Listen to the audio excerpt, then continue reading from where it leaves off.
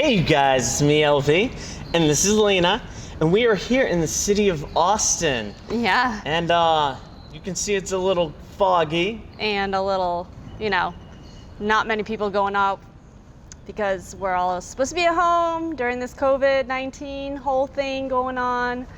Yep. How do you feel about that, LV? I don't know, I just don't want to stay inside, honestly.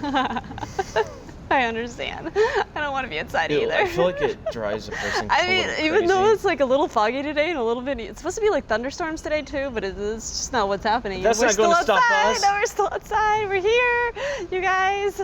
And things are a little different. There's not many events happening and there's not too much going on outside, but we can still do a lot of things inside, and we can still go online and look up and see what our artists are doing, and that's really fun, And then we do have our event that was now not postponed but canceled. We were supposed to postpone until June 20th, but it looks like we are going to move forward into another kind of thing, and we'll keep you updated on that. Either it's going to happen in the later on, or it will happen. It's just in another way. We just need to figure out how to make this happen right. Yeah. With this whole virus thing going.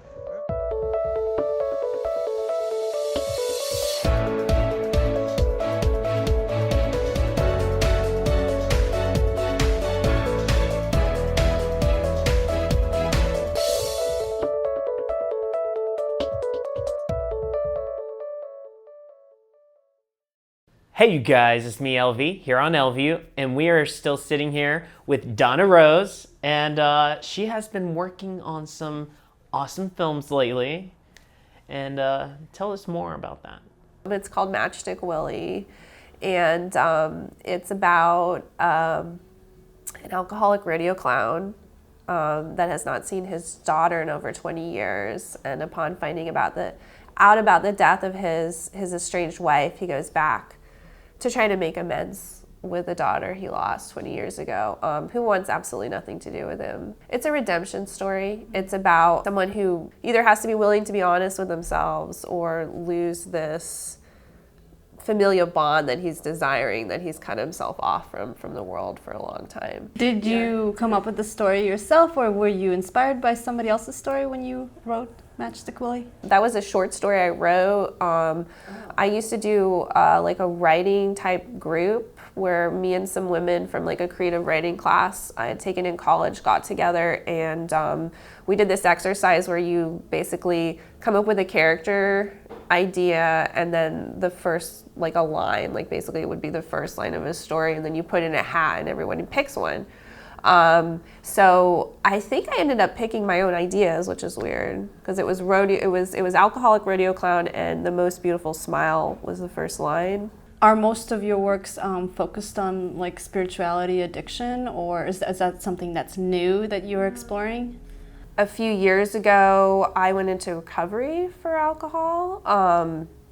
Going into recovery, I started thinking more about solution and how that's really not something you see when you watch films about either addiction is glorified and seen as like an exciting, crazy, wild thing, or it's just shown as like very depressing, and by the end of the film the characters end up dead or on the streets. So because of my own experience, and writing for me is really cathartic, I just started thinking about more solution. And for me, I see addiction as avoidance and disconnection. The opposite of that is connection, which I tie into spirituality. All right, well, thank you for watching, you guys.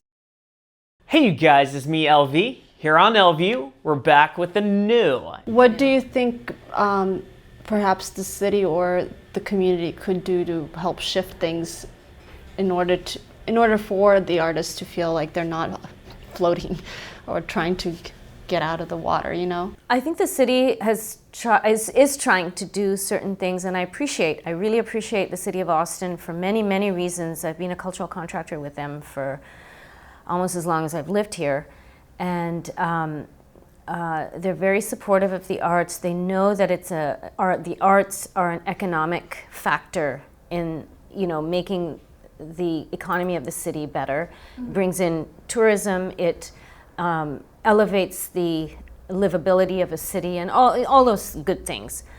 But some of the things that I think they didn't anticipate with the growth of Austin and the expansion of Austin so quickly are these things like we don't have good theater space that's affordable for local artists. We don't have the large budget that, larger organizations or corporate sort of entities have. Right. So it's difficult for us to be in a space that we'd like to. We just can't afford it anymore. I believe there's not many Indian teachers, right? Teaching as far as like Bharatanatyam goes. Yeah, there's probably, you can count them on both your hands. It's not that many, No, but there are. Okay. Are. Most of them work within the Indian community, the South Asian community. I'm one of the few people who has been outside of that community and doing stuff with local artists, collaborating with local musicians and dancers, doing things at mainstream areas like theaters and so on. But we do not have a single inclusive dance festival right now in Austin. That says a lot, that dance, because we're the music capital of the world, and so dance has always kind of been the stepchild here in Austin in some ways in this regard. And so I feel like there's not an organization that's been able to sort of push that forward. Like Houston and some of the other cities have been able to grow the dance community because they don't have that music kind of looming over that. I mean, we have a music commission, with the city, because it's a very important part of the economy here and the culture here, the music scene. And so it's been a little difficult for dance to sort of find its place. Well, thank you for sitting with us, and we'll be back with more here on LView. Bye. Hey guys, we're back with more here with Kelly, the amazing actor. So what brought you here? School. Yes. What? UT. Yes. One of the most amazing colleges, universities you can ever go to. Hook 'em horns. Yes. What did you study there? I studied communication sciences and disorders. So I got my bachelor's and I was like, this wasn't my life dream. So that's when I started acting, like right after that. So I never used my degree. But then a few years ago, I started taking voice classes with Melissa Grogan. And what she taught us was part of the lessons were about the anatomy of the vocal tract and, and the entire, breathing through your body and all of this stuff. And it was all things that I had learned as a speech pathology student. And so it came full circle and I was so excited. I was like, now I can finally use my degree. So you were working on a film with Motivate Pictures. Yes. Thank you. And you kind of expand on that film and when it comes out? Hopefully later this year. But so Motivate Pictures, I mentioned Maurice Moore earlier, one of my coaches. We actually have together started a production company, Motivate Pictures. I'm on his team, so it's very exciting. And so he did one film later last year that was the first one under the Motivate Pictures umbrella. And this one is our second one. It was fun, he's a very talented writer. He writes, he directs, he acts, he does everything. So it's really fun to work with him. And he's really good at pulling things out of us, getting us to where we need to be. And he can see it from all sides. So, it's fun. It was challenging. It was a role that I hadn't played before. I don't want to give too much away or really anything away. I want it to be a surprise. Kind of keep it secret. Yes.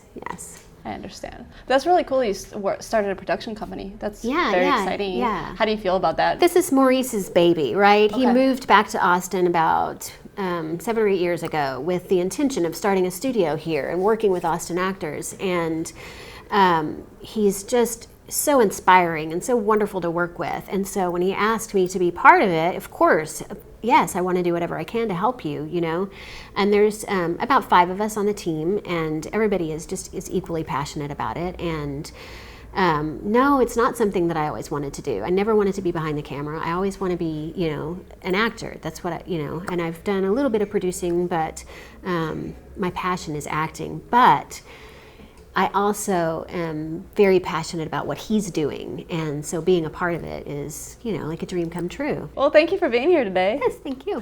Thank you for watching. We'll be back with more here on LView. Bye.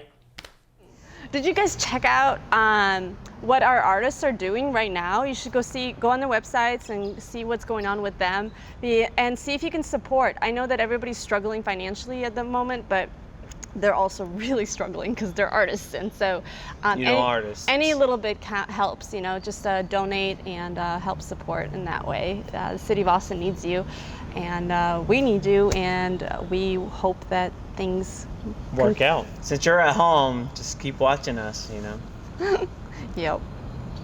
And I guess that's it. Talk to you guys later. Keep watching LView. Bye.